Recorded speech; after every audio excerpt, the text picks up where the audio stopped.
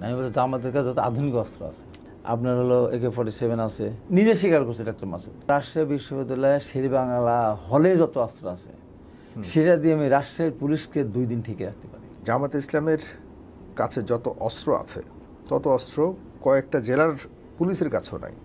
এই তথ্য আপনি কিভাবে জানলেন? আমি আপনাকে বলি, আমি আপনার কথাটা সঠিক উত্থাপন করতে পারি না। আমি বলছি আমাদের কাছে যত আধুনিক অস্ত্র আছে। ও আধুনিক অস্ত্র আছে, ও মাই গড।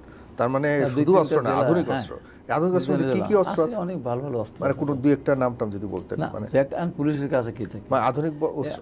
আধুনিক মানে এখন ধরেন অস্ত্রের মধ্যে সবচেয়ে আপনার হলো AK-47 আছে। এগুলি আছে জামাতের কাছে? অবশ্যই আছে তাদের কাছে।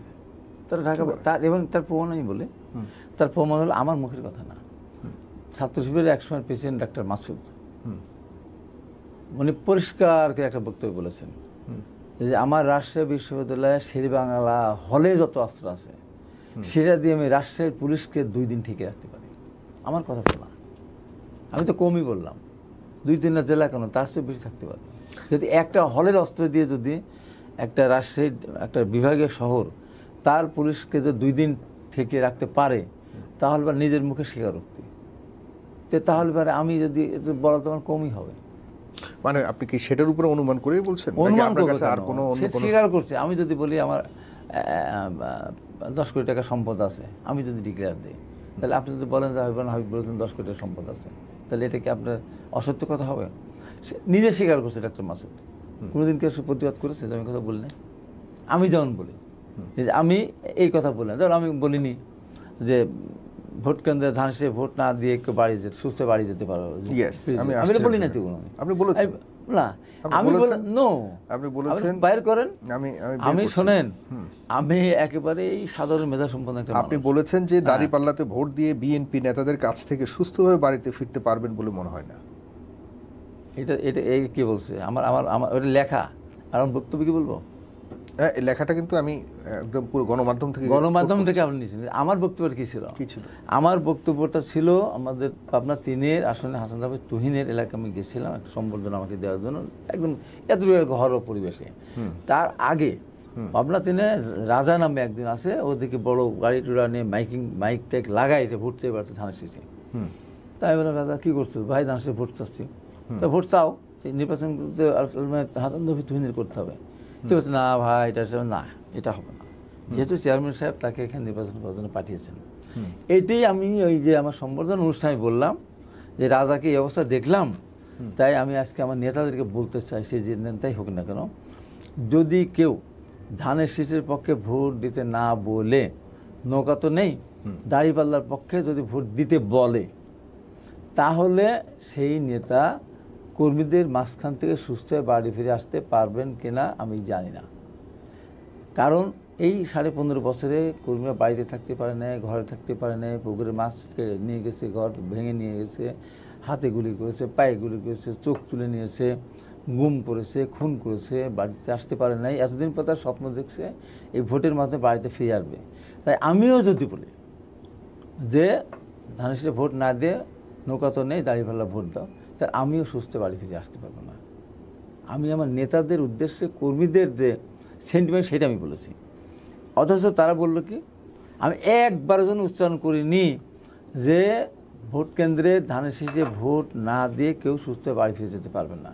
এটা বলেননি আপনি? প্রশ্নই ওঠে না। আমি সব কথা হিসাব করি। তাহলে আপনার একবার আমি বারবার আমি আমার কাছে গণমাধ্যম থেকে নেওয়া গণমাধ্যম আমি দেখেন, আমি চ্যালেঞ্জ করলাম তো। এবং আমি এটাও কোনোদিন বলি নাই যে দাঁড়িপাল্লা ভোট দিলে হাত পা ভেঙে ফেলবো। আমি কোনোদিন বলি নাই দাঁড়িপাল্লা ভোট দিলে জিব্বা কেটে ফেলবো। আপনি এটা বলেন, আপনি বলছেন নৌকার ধানের শীষ 2 সাপের একই বিষ, এই কথা কেউ বললে জিব্বা কেটে দিতে হবে। এইটা কেন বলছেন আপনি? এইটা তো আজকের কথা না ভাই, এটা 1900। তার মানে এটা আপনি বলেছেন? হ্যাঁ, দাঁড়িপাল্লা আর ধানের শীষ, না কেন বলছি? সরি, নৌকার ধানের শীষ 2 সাপের একই বিষ, নৌকা আর ধানের শীষ 2 সাপের একই বিষ যদি বলে, আমি এটা মানবো না। তো আপনি ধানের শীষ বলে জিব্বা কেটে দিয়ে দেওয়া এই ধরনের কাজ, আপনি তো একজন নেতা, আপনার কথা শুনে আপনার অঞ্চলের লক্ষ মানুষ, আজকে লক্ষ তারা যদি আপনার স্বপ্নদিত হয়ে আপনার কথার উপর ভিত্তি করে কারো জিব্বা সত্যি করে কেটে দেয়, তখন আপনি কি বলবেন? আমার কথা হলো যে আপনি বলবেন কেন, তুলনা করবেন কেন? আপনি ধানের শীষ সাপের বিষ 1000 কোটি বার বলেন, আমি আপত্তি করব না।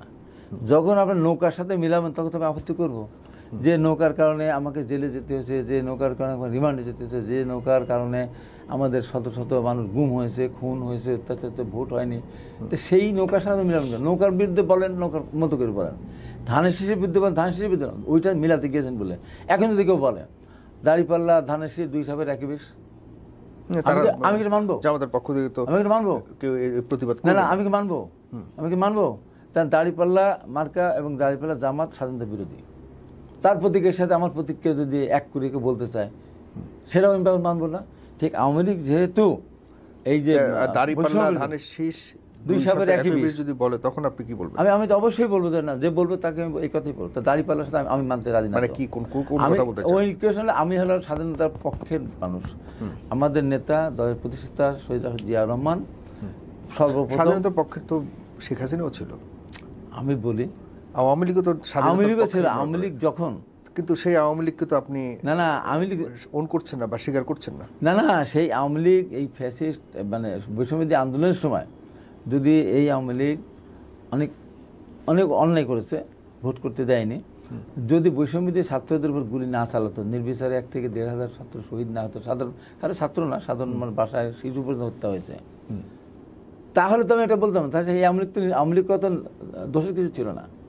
তার মানে 5 তারিখের আগ পর্যন্ত আওয়ামী লীগের প্রতি আপনার কোনো অভিযোগ ছিল না? না, 5 তারিখে আপনার যদি এই যে ইয়েতে জুলাইতে যখন আন্দোলন শুরু হলো, তারপরে এই নৃশংসতা না চালাতো, ধরেন আওয়ামী লীগ যদি আমি বারবার বলতাম যে 24-এর নির্বাচনটা না করে যদি এক তত্ত্বাবধায়ক সরকার অধীনে নির্বাচনটা দিত, তাহলে আমাকে দেশ থেকে পালাতে হতো না। কিন্তু আমার কথা হলো 5 তারিখটা তো মানে তৈরি হয়েছে আওয়ামী লীগের সেই আওয়ামী লীগের অত্যাচারের একটা ফসল, এটা আপনাদের কথা। কিন্তু আমার কথা হলো এই 5 তারিখের আগ পর্যন্ত তারা মানে কি আপনি বলতে যাচ্ছেন আওয়ামী লীগের কোনো দোষ ছিল না? বা দোষ ছিলই বলে তাদের বিরুদ্ধে আমরা আন্দোলন করেছি। কিন্তু সমস্ত জাতি ঐক্যবদ্ধ হয়ে গেল। সমস্ত জাতি বলবো না, তখন 14 দল তাদের সাথে ছিল, জাতি পার্টি তাদের সাথে ছিল, যে আমরা এই ফ্যাসিস্ট। কিন্তু আমি যেটা বলতে চেয়েছি, আপনি স্বাধীনতার পক্ষের শক্তি বলছেন, আওয়ামী লীগও একই কথা বলতেন। আপনি কি এখনো মনে করেন স্বাধীনতার পক্ষের শক্তির মানে রাজনৈতিক সংগঠনের যে আচরণ আপনি দেখেছিলেন? আমি বলবো আওয়ামী লীগ স্বাধীনতার পক্ষের শক্তি, নিঃসন্দেহে শক্তি। কিন্তু আওয়ামী লীগ যে আচরণটা করেছে, যে কারণে আওয়ামী লীগ কিন্তু আজকে বাংলাদেশ থেকে তাদের এই পরিণতি, বাংলাদেশের এই পরিণতি তাদের হয়েছে। আমি যেটা বোঝাতে চাচ্ছি, আমি একজন মহান স্বাধীনতা যুদ্ধের ঘোষক, প্রথম সুপ্রিম অথরিটি হিসাবে তিনি বলেছেন, পরবর্তী on behalf of great leader Sheikh Mujibur Rahman বলেছেন, ওই পরিপ্রেক্ষিতে বলেছেন। তো সেই প্রতীকের সাথে ওই যুদ্ধে যিনি যুদ্ধ করেছেন, রণাঙ্গনে যুদ্ধ করেছেন, যিনি বীর উত্তম উপাধি পেয়েছেন, সেক্টর কমান্ডার ছিলেন, যিনি ফোর্সেস কমান্ডার ছিলেন, তার প্রতীকের সাথে তো আমি, যিনি স্বাধীনতা সংগ্রামের সরাসরি যে দল বিরোধিতা করেছে, তার প্রতীকের সাথে আমি এক মানতে রাজি না। ঠিক তেমনি হবে আওয়ামী লীগ বিগত ফ্যাসিস্ট বিরোধী আন্দোলন মানে বৈষম্যবিরোধী আন্দোলনের সময় যে কাজগুলি করেছে, তার প্রতীকের সাথে আমাকে বলবেই।